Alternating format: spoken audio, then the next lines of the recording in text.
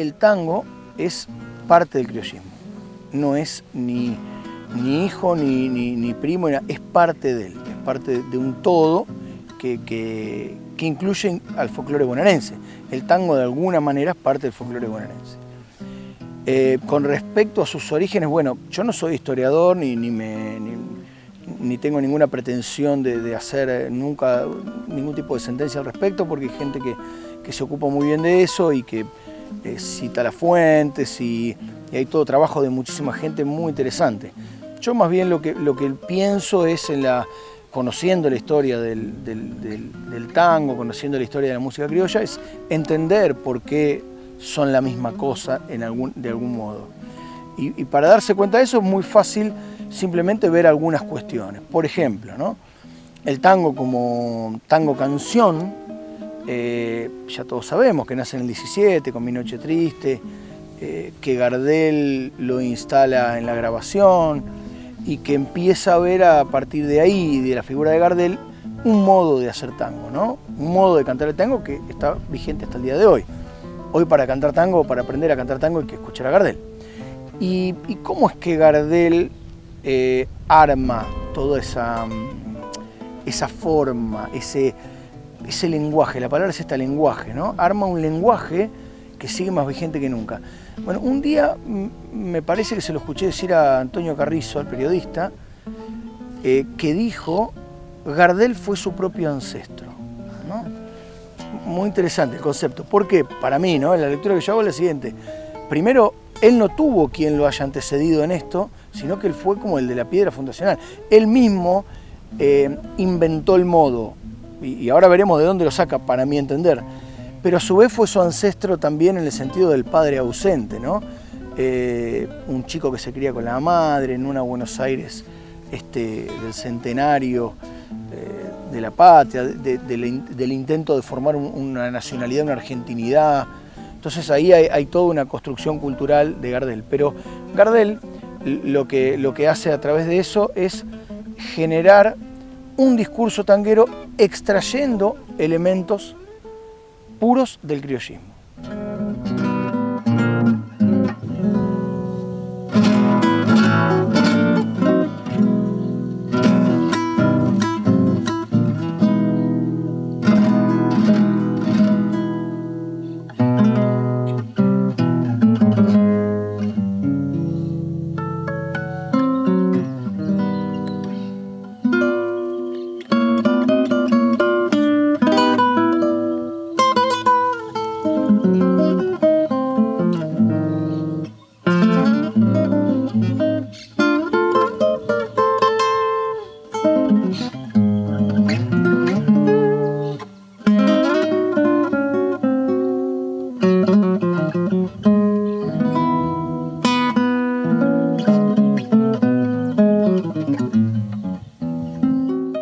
Sobre todas las cosas, Gardel cantaba estilos, cantaba música criolla en general, pero para mí era un cantor de estilos principalmente.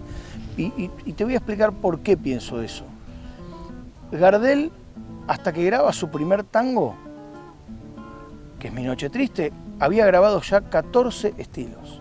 En el año 12 hace una serie de grabaciones que la mayoría son estilos. Entonces, un cantor en ese tiempo que no hubiese tenido el reconocimiento como cantor estilo o que no hubiese sido un avesado cantor estilo, hubiese grabado la mayor cantidad de géneros como estilo, y probablemente no. Entonces, me parece por sobre todas las cosas Gardel era un cantor estilos. Al punto tal que grabó un montón de estilos, 20 y pico, 30 y pico, no me acuerdo, pero digo, un montón. Incluso dentro de las primeras 100 grabaciones de Gardel hay un montón de estilos, sigue grabando estilos y muchos los regraba luego, como El Cardo Azul, El Sueño, La Mariposa, los graba varias veces, 2 o 3 veces alguno incluso. Entonces, Gardel desde ahí, entiendo yo, construye un modo de cantar que lo transmuta directamente al tango. Y para mí también el tango, de alguna manera, cuando se va separando de la milonga original que le da su piedra fundamental, cuando uno escucha esos primeros tangos de 1890, de principio de siglo, son tangos que uno lo escucha y son milongas prácticamente.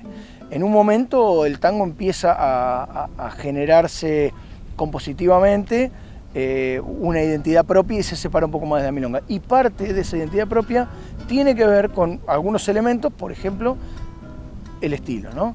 Por ejemplo, si uno escucha el tango Cómo se pianta la vida, por ejemplo, cómo se pianta la vida, esa línea melódica, sin duda que es un estilo. ¿Por qué es un estilo o remite al estilo?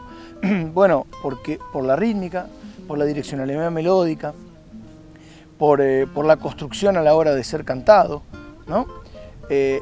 Otro emblema es Mi Buenos Aires querido, ¿no? Que nadie puede dudar que es un tango, si bien es un tango estilizado y demás, es un tango que arranca como un estilo, ¿no? Mi Buenos Aires querido. Digamos, es una línea melódica tranquilamente de estilo. Por la construcción melódica y rítmica, pero también por la construcción métrica literaria.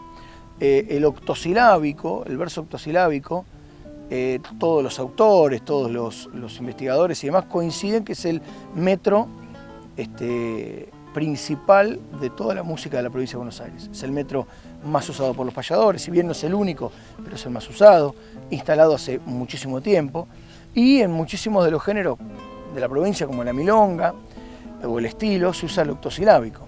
Y ese octosilábico también se muda al tango, ¿no? En Mi Noche Triste, ¿no? Per canta que me amuraste. Digamos, ahí hay una construcción octosilábica. En La Gallola también podemos encontrar, ¿no?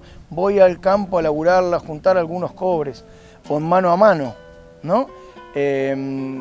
Como Abrazado en Rencor. Hay un montón de temas en los que el verso octosilábico termina estructurando una línea melódica que aparentemente es propia del tango y en realidad no lo es tan, viene de antes. Recuerdo brevemente que si uno estructura un verso octosilábico en un compás binario, queda una configuración rítmica según los acentos de la frase que es típico de la milonga, por ejemplo. Y entonces suele aparecer mucho el que se llama el octonario, que es Sánchez Cini en un libro lo cita, que es uno que tiene acentuación, por ejemplo, tercer, quinto y séptimo verso, ¿no? Entonces, sílaba, tercer, quinto y séptima sílaba. Entonces, eso termina depositando en el tango vestigios de criollismo puro, que en realidad es la madera con la que se construyó. Y podríamos mencionar también las temáticas, ¿no? Eso me parece que está como más evidente, entonces por ahí se discute menos, ¿no? La temática del caballo, del campo, del carro, también un poco pensando en cómo era esa Buenos Aires de principio del siglo, hasta quizás la década del 30, del 40, que Pompeya era un lugar cuasi rural, ¿no? Entonces no era para nada alocado pensar que la temática criolla iba a estar en el tango porque era parte de la cotidianidad. O Celedonio Esteban Flores haciendo Chatita color celeste, por ejemplo, algo que es absolutamente criollo, y Celedonio Esteban Flores, bueno, habitaba el centro de la ciudad, pero también habitaba el sur del conurbano, que era completamente rural. O Mansi, que si bien, como decíamos antes, tenía su vida en Pompeya, ponía en sus versos cosas que eran habitualmente de la cotidianidad. Esos son elementos criollos claramente destacables dentro del tango y algunos otros más como repertorio, autores que coincidían y ese linaje, esa tradición de los cantores nacionales transformados luego en cantores criollos con la figura de Gardel como principal ineludible, ¿no? Para mi entender.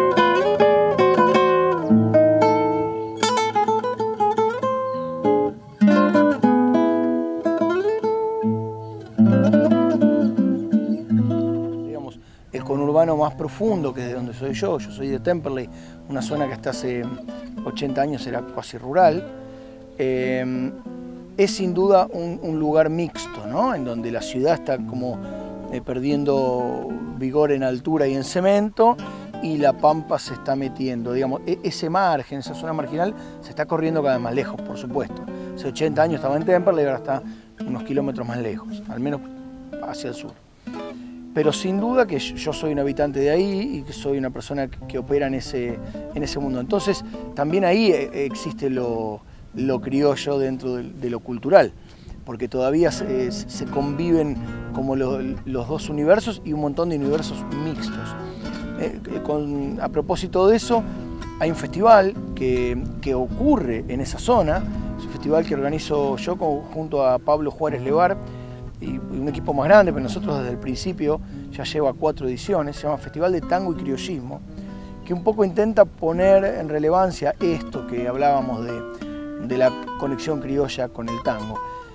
Cuando se eligió el nombre se discutió mucho por una cuestión, porque nos parece a nosotros que entendemos claramente que el tango y el criollismo, o mejor dicho, que el tango es parte del criollismo, nos parece un absurdo decir Festival de Tango y Criollismo, ¿no? Es como decir me compré ropa y camisas, ¿no? Una cosa así.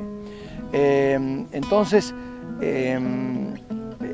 discutimos mucho al respecto, pero nos parecía bueno, a pesar de que no estuviéramos de acuerdo, en ponerlo así, para un poco que sea un efecto de llamada de atención, ¿no?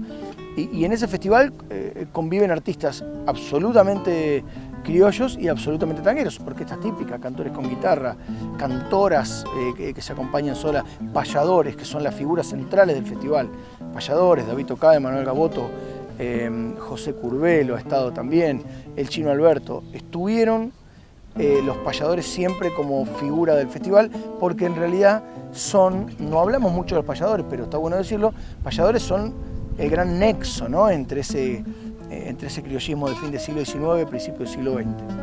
Y ahí me parece que todo eso también sigue muy, muy vivo y muy vigente en todo lo que es ese margen del conurbano de Buenos Aires.